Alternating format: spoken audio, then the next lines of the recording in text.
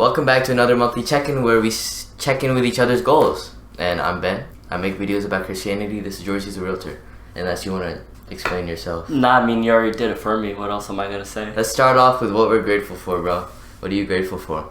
I am grateful for life and, all of the good things that happen in life. And I'm also grateful for the bad things because it makes me appreciate the good things even more.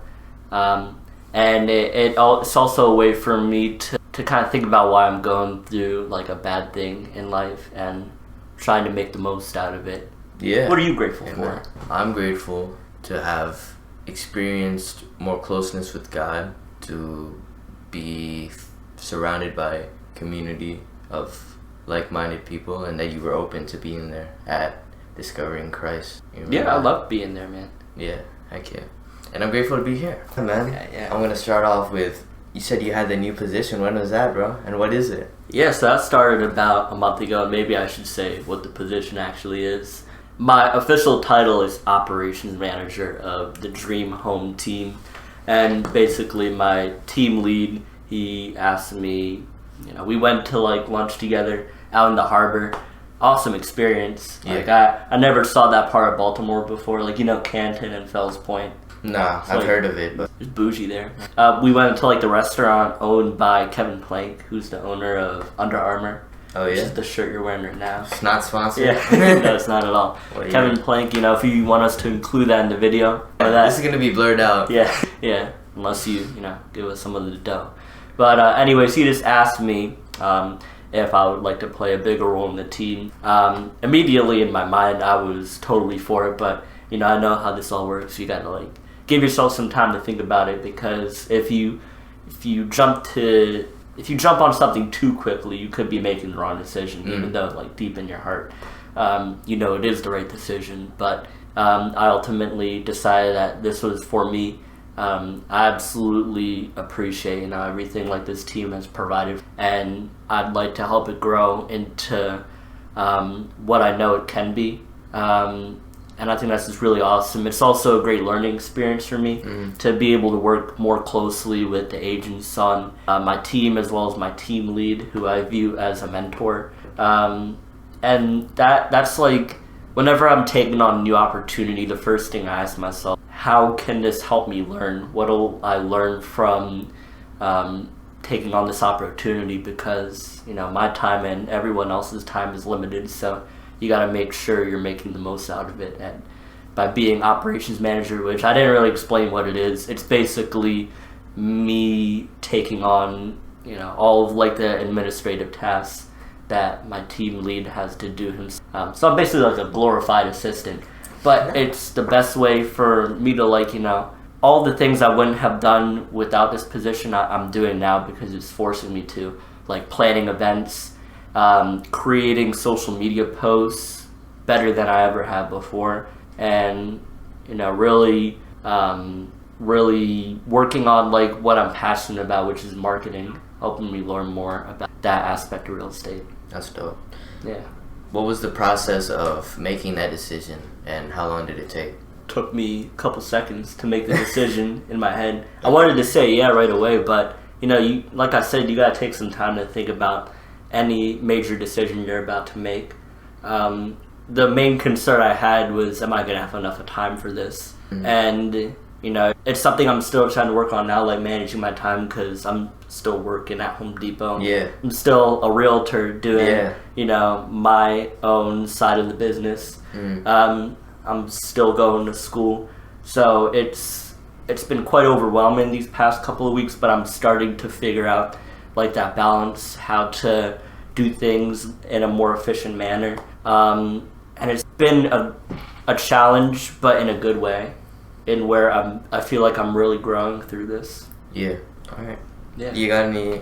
Yeah. So you said that you were grateful about this newfound connection that you made with God.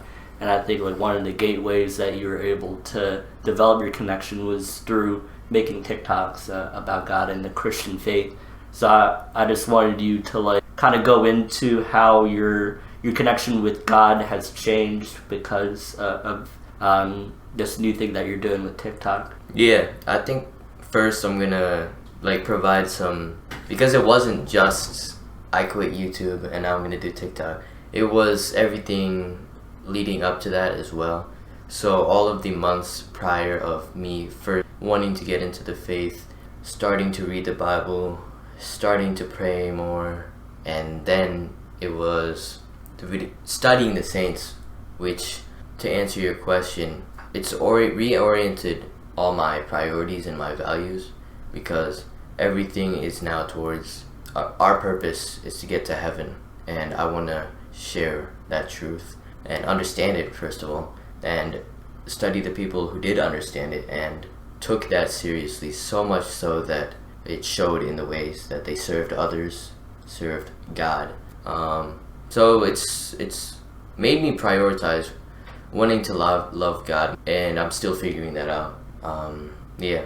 Awesome, man. And like, what things have you learned through, making these TikToks? I know your primary focus is on saints. Why did you choose to make TikToks on saints? Mm-hmm.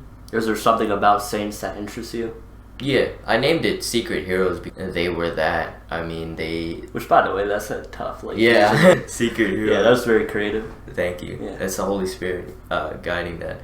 But they were the people who most intimately had a relationship with Jesus, and it showed in their lives. I mean, whether it's St. John Paul, he's the 20th century, he was the Pope, and he really was a pioneer against communism, so he was a leading figure. Yeah. Communism. Yeah. Capitalism for the win. Mother Teresa, I mean, she's a prominent figure who dedicated her life to serving the poor in India. Which I never knew that. Yeah. A Have lot you of miracles. looked into Martin Luther? Martin Luther, not King. Martin Luther. Not the I Had a Dream guy. Martin Luther. You think he was I might be butchering the name of the movement, but it was like the Protestant Reformation movement. Yeah. Oh, is he not a Catholic? That's not Catholic. No. Protestant isn't Catholic. Oh, yeah. Yeah. Hey, what you got against Protestantism? Once you get into the teachings of the Catholic Church, and if you really do believe it, then you'll start to understand that what Martin Luther was doing extremely misled. Okay. Yeah, because the teachings of the church, from my understanding, which I barely went into the topic, but a lot of it was pride. Like, maybe it started off initially really well-intentions, wanting to make the church better, which there are problems in the church, because we're human. And the way he went about it, and the way he left and started his own church named after himself.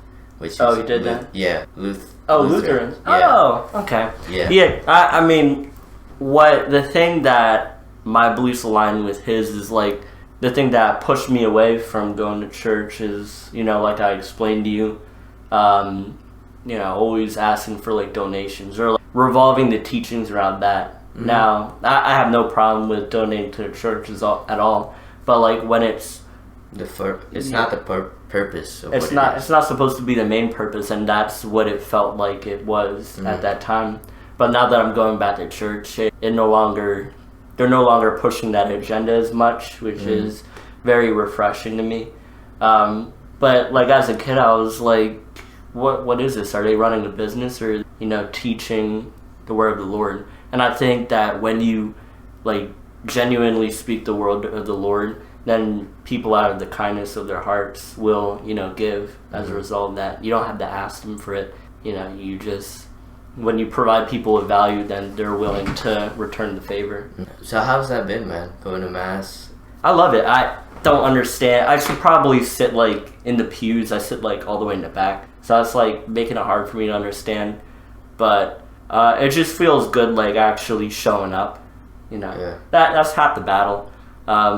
And through time, I know through time that's what it takes in order to do anything. I'll be able to develop a stronger, bond with God. Yeah. And eventually I want to get more involved in like community events and whatnot. It's about taking like baby steps. I'm not going to be a priest the next day. Why not? No. And that's... Yeah, and God's working on you too, man. It's like he's always fighting for that relationship with you. It's Yeah. not just a one-sided relationship, you know. I'm going to ask another Mutual. question. Ask away. But also, God loves us more than we love him, which is hard to understand, but God loves us more. That's pretty straightforward.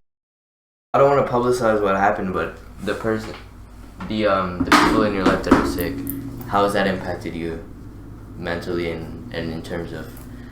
It's helped me develop like a mental fortitude, because at first I think you need to let out all of your emotions. You need to acknowledge what you're feeling rather than push it to the side. But then you have to remind yourself of, who you actually are, the strong person that you are. So like say that you're feeling sad, you say in your head, I'm feeling sad.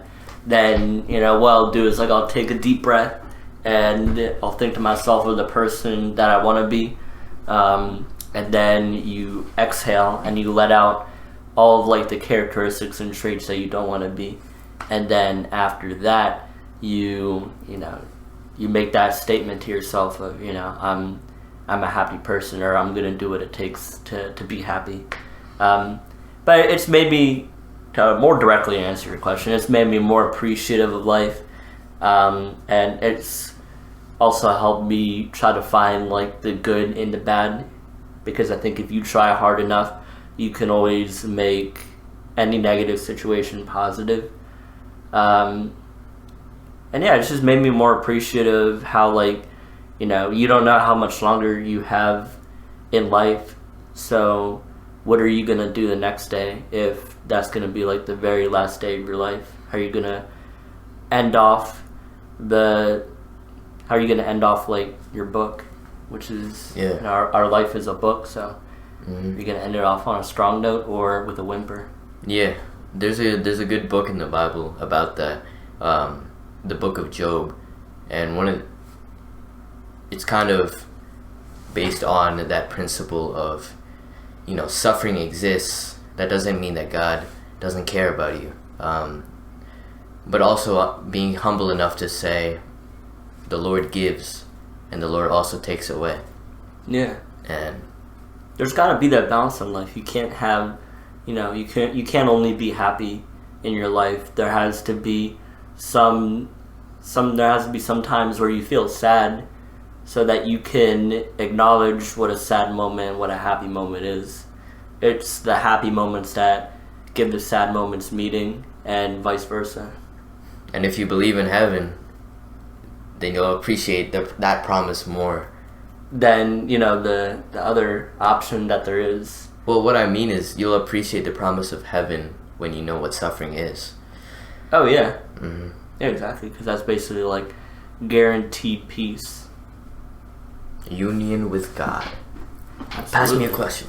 Yeah, so you a couple weeks ago you went to a conference in LA. Yeah. What was that called? Vid Summit, right? Summit. Okay, and basically you got to listen to a bunch of successful creators. Mm-hmm. Can you go over some of the things that you've taken away from attending that conference? Yeah.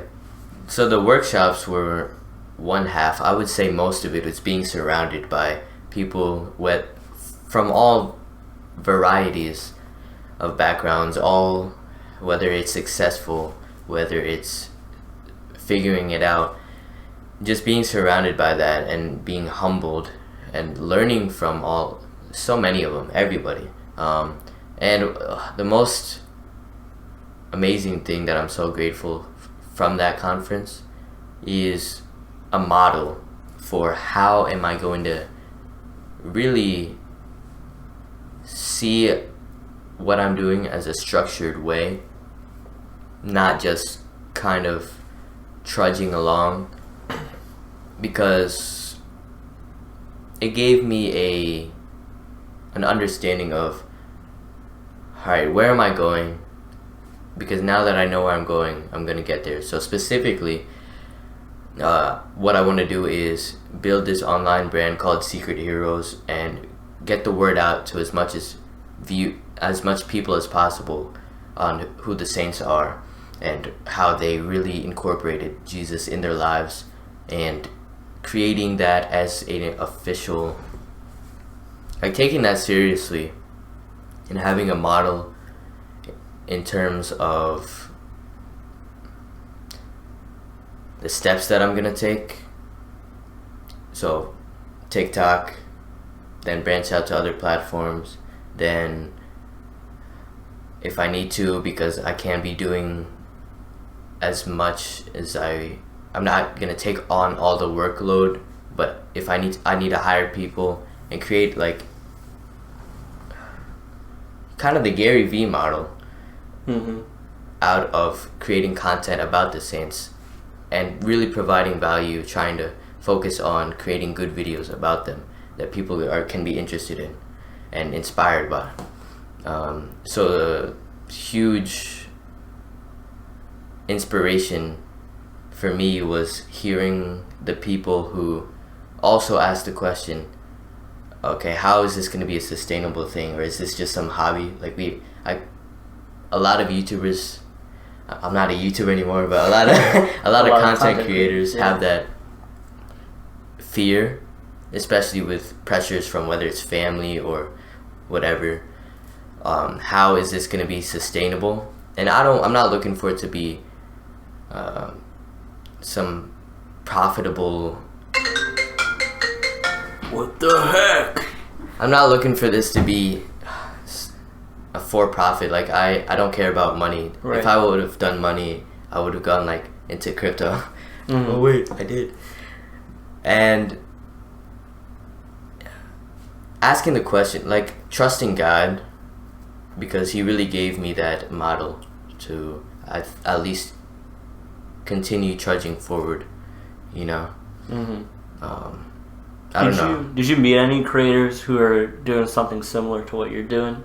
I met somebody who, there was one, but it wasn't similar, but he was also doing, Oh, something based on religion. yeah, something Christian.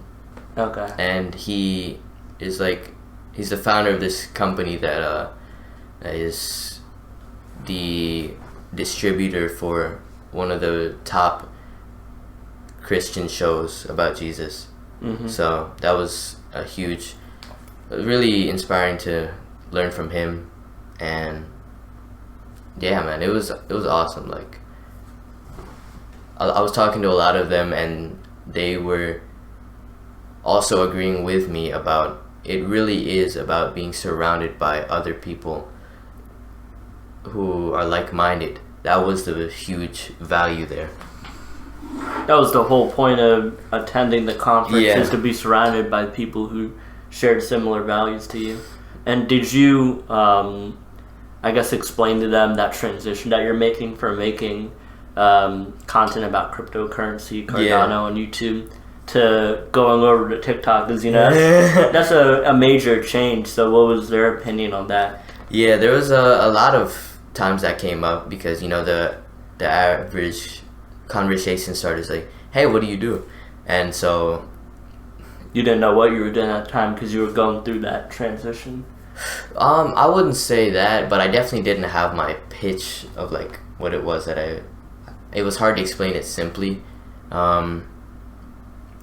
It depended on who I was talking to. Like surface level, I'd be like, I make videos about Christianity, and then if they were interested in further, then I would explain how the transition from making videos about this to why I chose Christianity, because this reason.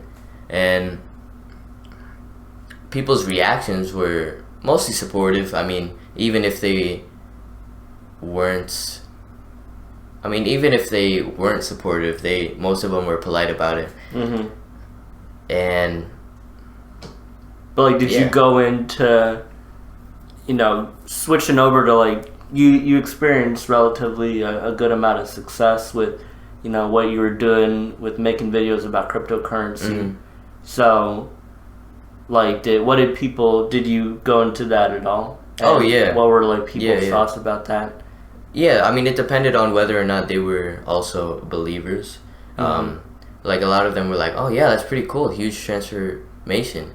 Some of them were like really I guess, appreciative, or that you're making content about something that you're passionate about. Because that's what I was like ultimately trying to get at. Is like, do they also believe that you should be making something that you're passionate about rather than something that works?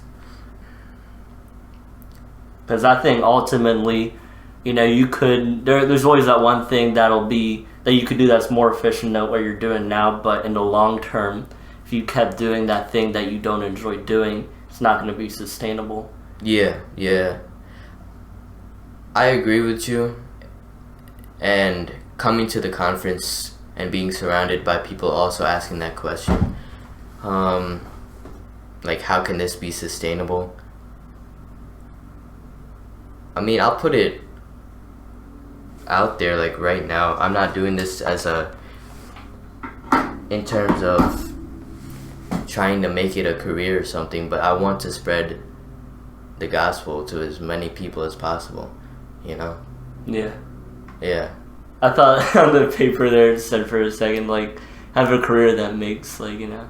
Yeah, I mean, career. Positively, yeah. But there's a difference, I guess, career versus life's mission that God, like, something that I realized going through that transformation is, this is more than just a career, because God gives us all a purpose that we're given, a mission.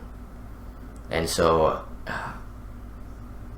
that transformation of understanding, well, what is God's mission for me, is to take my skills of content creation and to spread the gospel through that to as many people as possible. So I made that like before, maybe like 5 months ago. Yeah, before you even got into making TikToks about Christianity. Yeah, not even close. So I think you finally found that the answer to, you know, those what do you even call that, like, I guess objectives, your life objectives. Oh yeah. And I wouldn't, the credit isn't to me, because it was God who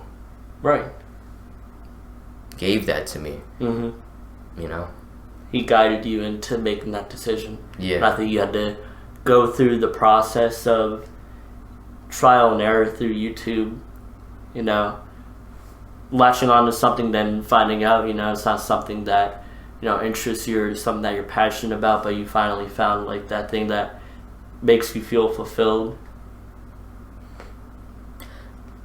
Yeah. I think what ultimately makes us fulfilled is God, pursuing God. And that's what TikTok allows you to do. Yeah. And I got one last question about, like, the conference. So you didn't get to meet Mr. Beast, right? But he was there. I mean, everybody was kind of flocking around him. Yeah. No, but like, what I was interested in finding out, like, what did Mr. Beast say in his, like, presentation? His presentation. Yeah. What did you get out of the things he said?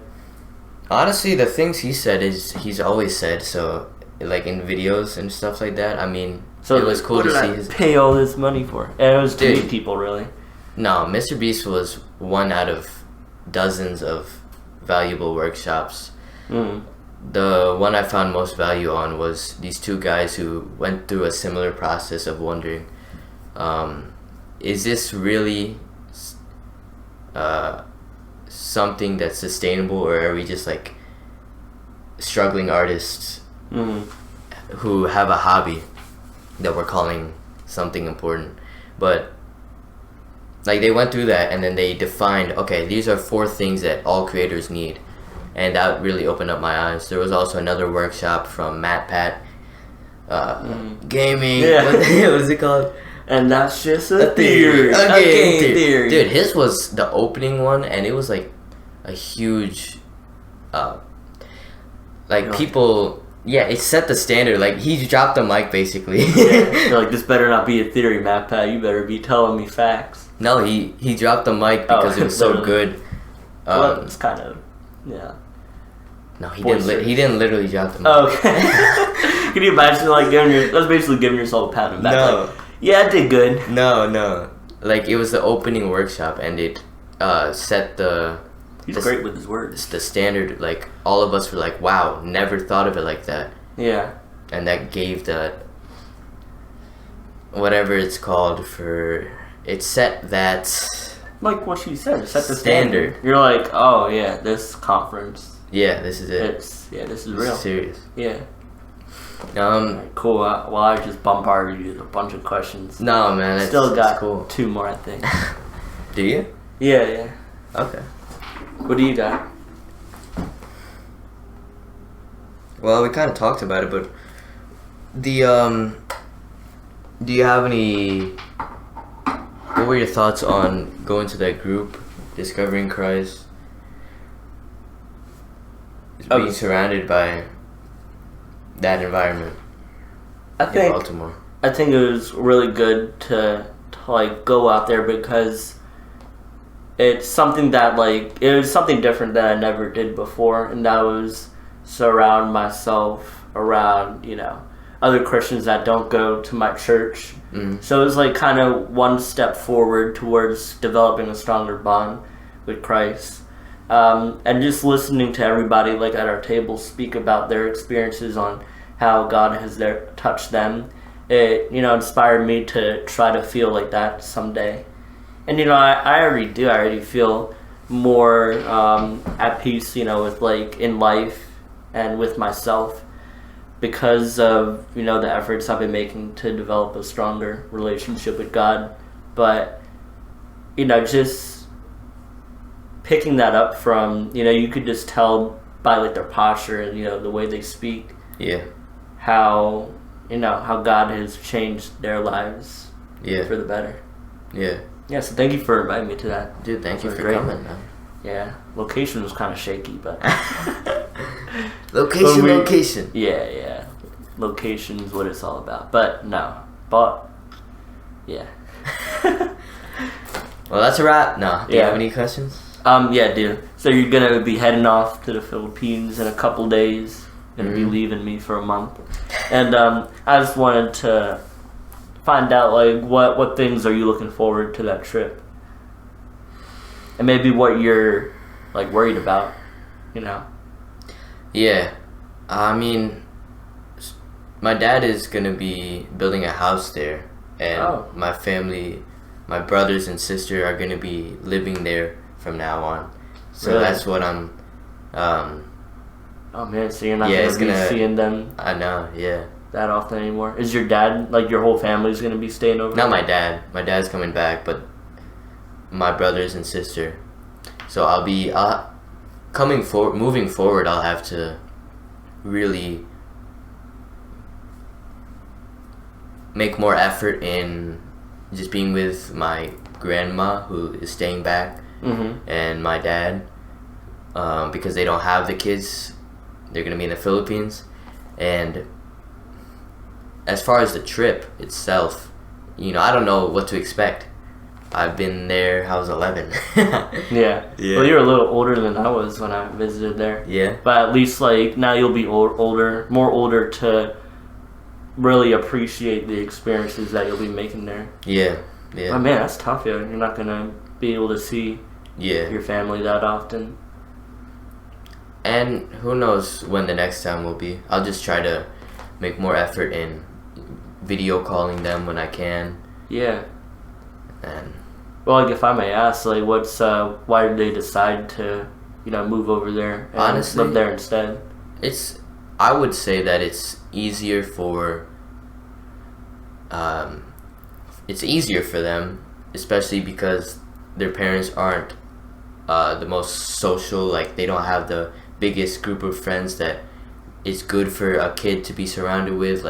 It's hard for a kid growing up when they can't drive themselves, and there's not really those environments for them that they get to do stuff. So they're locked inside a lot of the time on their phones. So in the Philippines, hopefully they'll be surrounded by more kids, more stuff to do.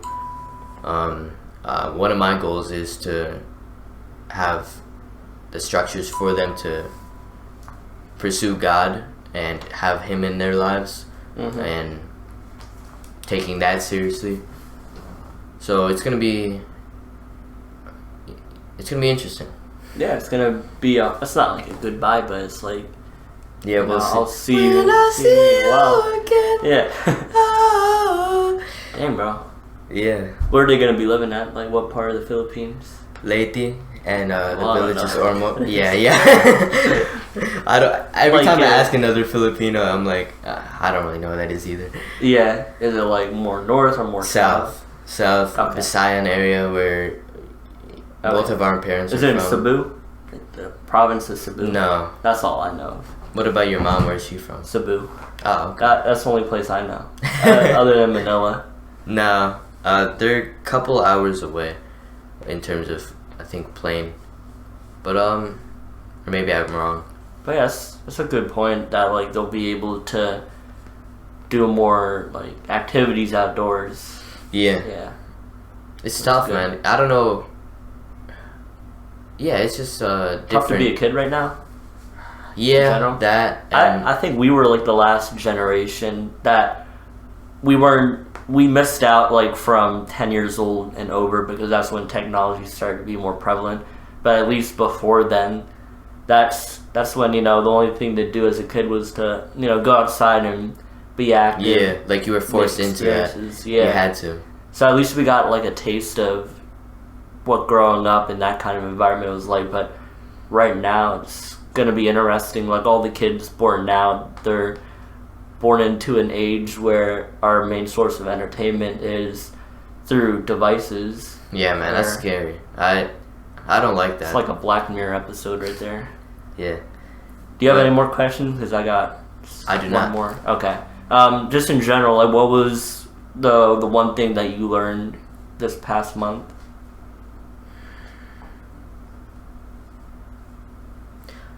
Yeah, because we usually end these off with like a sense of value, sure. right? Yeah, that's good. Could be about. Well, for me, I mean, my main priority is learning how to love God more and talking to people from the Monday nights. That's been really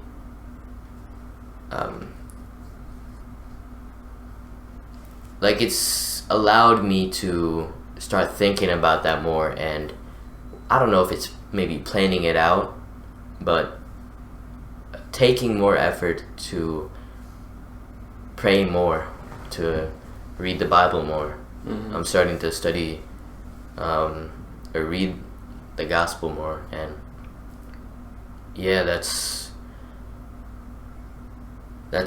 really it. I don't have a one thing, but just pursuing God more, really. And what about you, man? What have I learned? It's a good question. It's like I already asked it. Oh man, I wasn't prepared for this. What did I learn?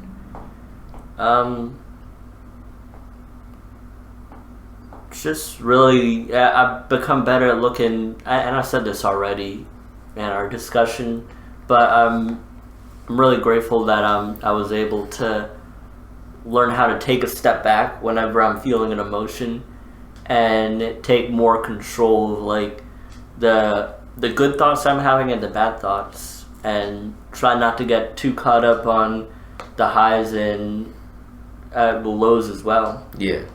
Just keep moving forward regardless of what you're feeling. And also, like, if I'm not like feeling up to doing something, that I know that didn't make sense grammatically, but no, it did. If I'm not up to feeling the that just like made somebody lose a brain cell right there. If I'm not in the mood to do something, there you go. Like I'm more able to force myself to do that, and then after I complete that task, like I feel better than I did before. That's because having something in the back of your head like, oh, I should do this, and deciding not to do it, that just makes yourself feel even more, because you're delaying the inevitable. You're gonna have to do it eventually. Yeah, you're procrastinating. So, when you take control of what you're feeling, because your feelings are temporary, but it's your character that's permanent. So you gotta You just gotta push yourself to do whatever it is you need to do. Suck it up. Mm. And I will say this. That was a fire quote. It was. Well, I'm about to give you another fire quote. Shoot.